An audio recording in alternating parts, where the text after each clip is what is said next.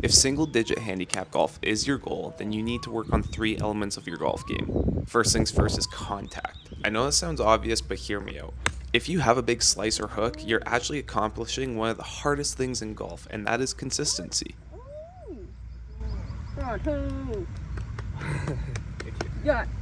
Gotta love how hyped the caddies in Thailand get after a good shot. Nice body. Thank you.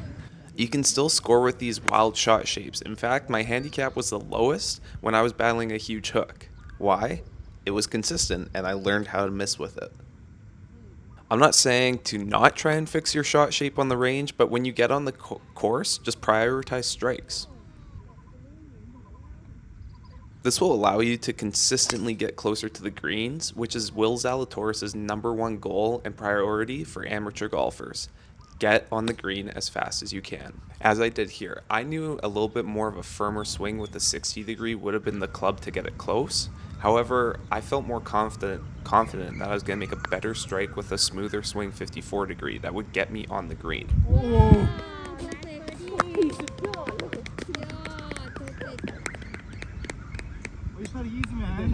I'm getting lucky. Got all the boys fired up in the group today. This is one of those moments where I genuinely want to snap my club over my knee, but to be a single-digit handicap, this is where you gotta wipe the slate clean, focus on the next shot. And as you can see, I hit a really good shot. This actually landed right by the hole, but just released to the back of the green. Gotta look at par.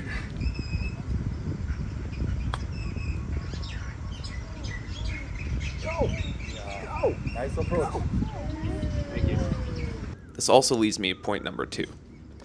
Everyone thinks that single-digit handicap golf is the semi-perfect version of the game that they can't achieve, but you're wrong. It's not pretty and it's not hard. Okay, so I got 215, but obviously blocked out by the street, so just trying to advance 100 yards with a 6-iron. Probably could have hit a little bit further.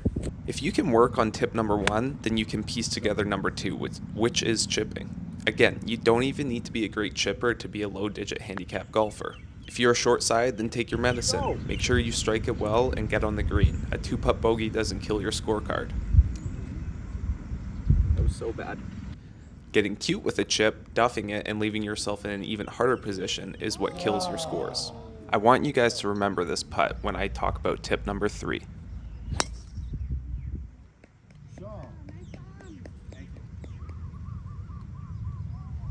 There's lots of great chipping videos out there. Find one, stick to it, and practice your striking. Go! Whoa. Get up there. As for the third piece of the pie, I hope you can guess it. Putting. Now you can see I've made so many putts thus far in the round. Funny thing is, I was probably only trying to make a few of them. I hit that 8-iron so bad, but that's just what happens when you're waiting for an hour in Thailand for the tee box to clear, so 54 degree, let's get it up and in.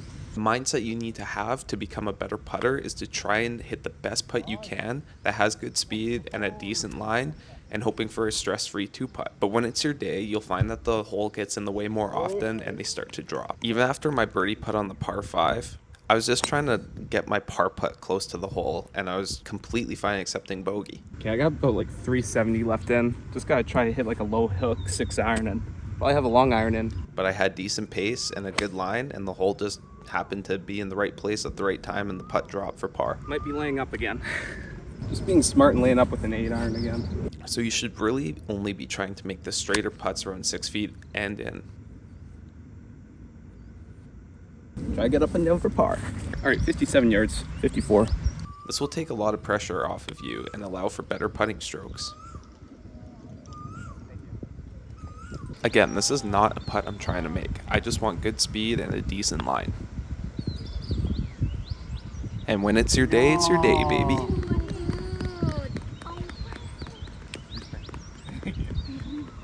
Now this course wasn't overly long, but it was extremely tight and nothing but water on both left and right sides.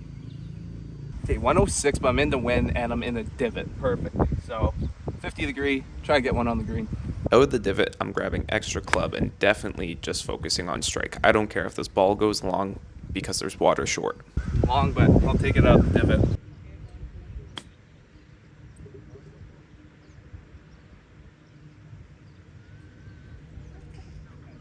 I know I just said you should only be trying to make putts inside 6 feet, but I really, really was trying to make this putt because I've never shot 2 under par on 9 holes before.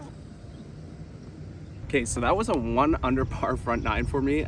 That's the first time I've ever shot under par on a different golf course other than my home course back home in Canada. So let's see if we can keep this going. Nerves are running high though, so we got par 5 to start off the back here, and let's just get it in play. This is a great example of playing for a miss. I'm pretty confident this ball is going to go left, So I got 253 yards, but I'm just going 3-iron, just try to get short of the green and get up and down for birdie. but I still aim up the right middle of the fairway because there's water right.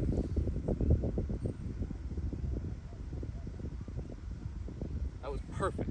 Just short of the green, chipping 54 degree. This is a crazy green, so I want to get this close.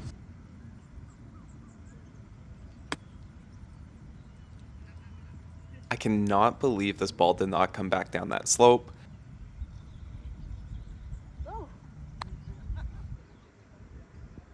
And again, this putt, I knew it was short as soon as I hit it, hence the early walk.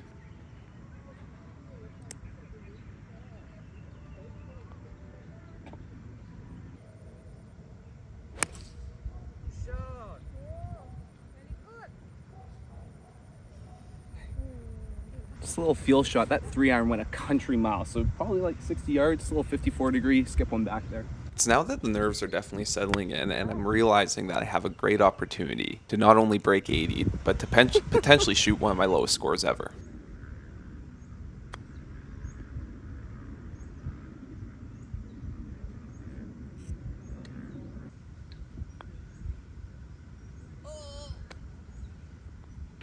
That's a bad bogey. As I still have a miss with the snap hook, I can't risk aiming up the right side considering it's all water and trees.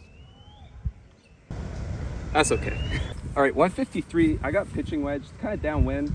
I got a decent look here. Ball's quite a bit above my feet though, so this is gonna sling in there. I must have been thirsty because I sent this ball straight to the cafeteria.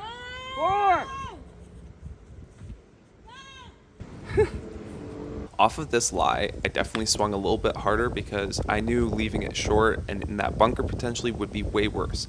So swing a little bit harder, get good contact. Even if it's backside of the green, we can deal with that.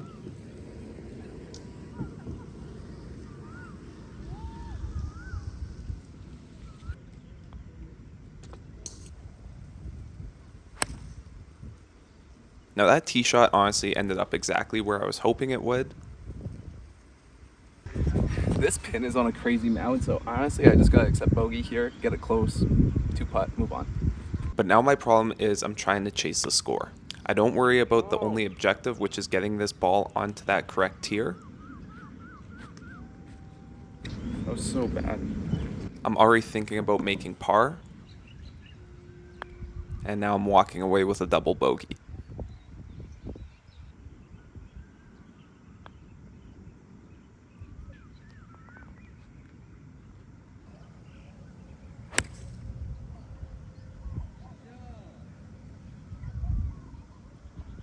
Wasn't the best strike, but it'll work.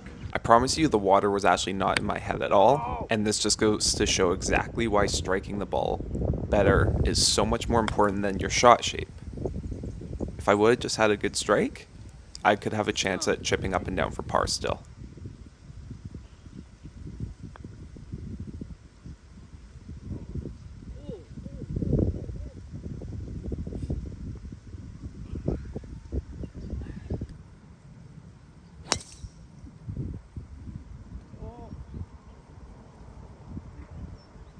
Okay, well, I'm just chipping out back into the fairway. It's too bad because I got inside 200 yards here, so just chipping a 4-iron and gotta make birdie somehow.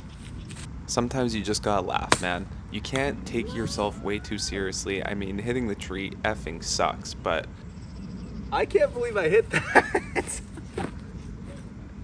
The one tree.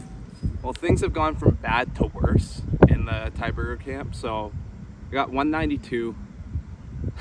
Don't have a look at the green, so I'm gonna try to slice a 4-iron, get it short of the green, get it up and down for par, and keep this round respectable. This went from like trying to shoot under par to just trying to break 80 again. So laugh it off and just focus on the next shot. This is how the game becomes fun. Laughing about these moments makes the game so much better for yourself and for your playing partners. No. Go. Go. It worked out.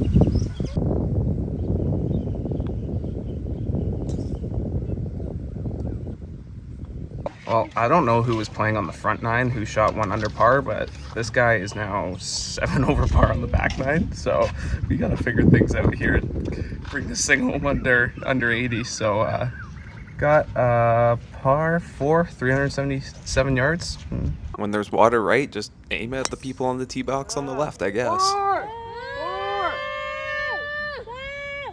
That tee shot unfortunately did find the water, so I'm taking a drop and shooting 3 here.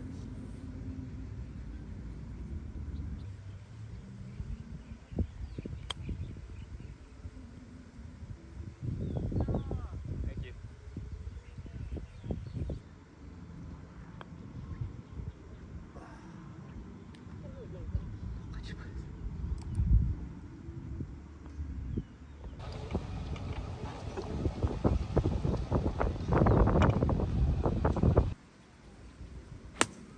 No. And this tee ball hit cart path and bounced straight into the water as well. All right, in the drop zone. Cool tee box though. I appreciate you guys sticking around and watching this video. If you're new here, please hit that subscribe button. It means the world to us. And also comment any type of video ideas or anything you need help with your golf game. We'd love to hear it and we'd love to help you out. It's so crazy for like the last year and a half that I've been playing. It doesn't seem to matter how much I improve my game or whatever, or even how well I start a round or how bad I start a round. I always just seem to shoot like low to mid 80s. And I think that's just exactly what happens when you start chasing a score. Like after the 10th hole, I was just chasing birdies. I wasn't thinking about the shot that I was actually on. I was thinking about the score, not my shot. So let that be a lesson.